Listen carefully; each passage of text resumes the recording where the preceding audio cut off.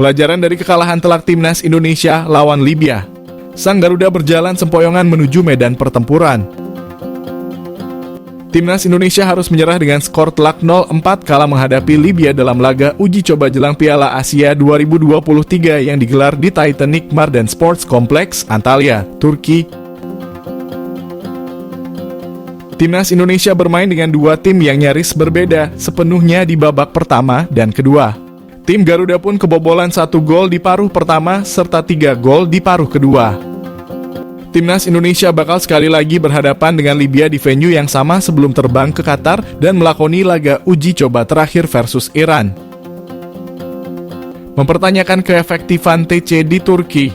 Banyak nada sumbang mengiringi persiapan Timnas Indonesia menuju Piala Asia. Tak sedikit pihak yang mempertanyakan alasan skuad Garuda memilih untuk menggelar TC di Turki yang sedang dingin-dinginnya. Padahal Indonesia nanti bakal berlaga di Qatar yang iklimnya jauh lebih hangat ketimbang Turki. Kini kekalahan telak dari Libya bisa menyebabkan masalah pelik selanjutnya, yakni jatuhnya mental bertanding sebelum bertempur di Qatar. Cerdiknya Sintayong pilih Timnas Indonesia gelar TC di Turki, dua hal ini jadi alasan. Timnas Indonesia cukup tepat memilih Turki sebagai tempat menjalani pemusatan latihan jelang Piala Asia. Skuad Garuda menggelar latihan perdana di Turki mulai Kamis pekan lalu. Namun pemilihan lokasi TC ini cukup ramai di kalangan netizen. Mereka menyoroti langkah Timnas menggelar latihan di Turki daripada langsung menuju Qatar yang jadi venue Piala Asia. Kondisi Turki saat ini sedang dalam suhu dingin, bahkan suhu di sana hanya sekitar 14 derajat Celcius.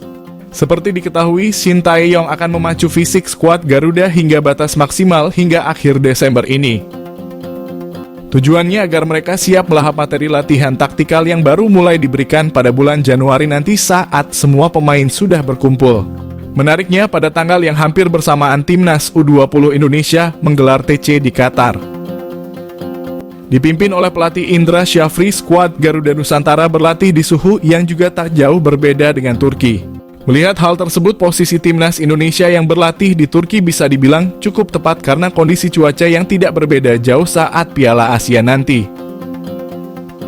Alasan kedua adalah karena TC di Turki memudahkan untuk mencari lawan uji coba bagi skuad Garuda. Mereka sudah menyiapkan 2 laga uji coba melawan Libya yang akan dilaksanakan pada 2 dan 5 Januari nanti. Turki yang masuk kawasan Eropa membuat akses lawan lebih terbuka bagi Timnas. Selanjutnya mereka akan menjalani 1 pertandingan uji coba melawan pada 9 Januari di Qatar. Terkait laga uji coba rival Timnas Indonesia di grup D, yakni Jepang akan menggelar laga uji coba melawan Thailand. Sementara Vietnam menggelar laga uji coba melawan Kirgistan dan Irak akan melawan Korea Selatan. Dari data terkini, Jepang dan Vietnam hanya menggelar TC di dalam negeri. Irak akan melaksanakan TC di Uni Emirat Arab. Ketua PSSI sebut kekuatan Timnas Indonesia sudah komplit untuk Piala Asia 2023. Ketua Umum PSSI Erick Thohir optimistis Timnas Indonesia akan memberikan penampilan terbaik di Piala Asia. Erick yakin dengan bergabungnya 3 pemain naturalisasi, yakni Justin Hubner, Sandy Walsh, dan Elkan Bagot membuat Timnas makin kuat.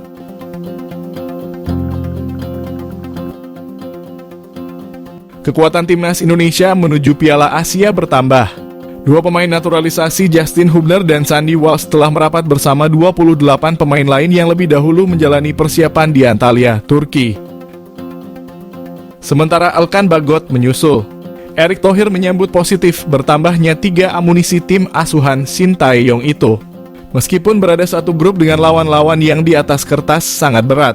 Coach Sintayong menargetkan anak asuhnya bisa melaju hingga babak 16 besar atau lolos dari penyisihan grup. Dengan bergabungnya Hubner, Walsh, dan Bagot tercatat ada 31 pemain Indonesia yang menjalani TC di Turki. Sebanyak 19 pemain dibawa langsung dari tanah air. Sementara lainnya menyusul ke Turki karena mereka merumput di liga-liga luar negeri. Seperti Ivar Jenner, Rafael Struijk, Jordi Amat, dan Saine Patinama. Rencananya hanya 26 pemain yang pasti dibawa Coach STY ke Piala Asia. Seleksi akhir akan ditentukan sebelum turnamen berlangsung. 3 target Shin Tae-yong agar dapat perpanjang kontrak di Timnas Indonesia, nomor 1 paling krusial. Sang pelatih saat ini mendapat perpanjangan kontrak hingga Juni. Lolos 16 besar Piala Asia 2023. Seperti diketahui, Shin dikontrak oleh PSSI untuk menangani Timnas Indonesia sejak Desember 2019. Pria asal Korea Selatan itu dikontrak hingga 31 Desember 2023, tetapi kemudian diperpanjang selama 6 bulan lantaran ada sejumlah agenda penting. Finish 3 besar Piala Asia U23. Target berikutnya adalah finish di 3 besar di Piala Asia U23. Turnamen itu akan berlangsung pada April hingga Mei mendatang yang sekaligus menjadi kualifikasi Olimpiade Paris 2024. Timnas Indonesia U23 ditargetkan bisa finish 3 besar untuk meraih 1 tiket ke Olimpiade Paris. Tentu ini harus dipenuhi oleh Shin agar PSSI mau memberikan perpanjangan kontrak. Lolos babak ketiga kualifikasi Piala Dunia 2026 zona Asia. Target yang satu ini paling krusial. Tangan dingin Shin sangat dinanti untuk membawa Timnas Indonesia melangkah jauh di kualifikasi Piala Dunia zona Asia. Apalagi dia pernah berjanji ingin membawa skuad Garuda ke Piala Dunia 2026. Tugas untuk lolos ke babak ketiga kualifikasi Piala Dunia zona Asia sejatinya tidak berat-berat amat. Indonesia hanya perlu finish sebagai runner-up grup F yang dihuni Irak, Vietnam, dan Filipina. Sejauh ini Indonesia masih menghuni posisi juru kunci dengan nilai 1 dari 2 laga. Masih ada 4 laga yang harus dilakoni Shin dan anak buahnya hingga Juni.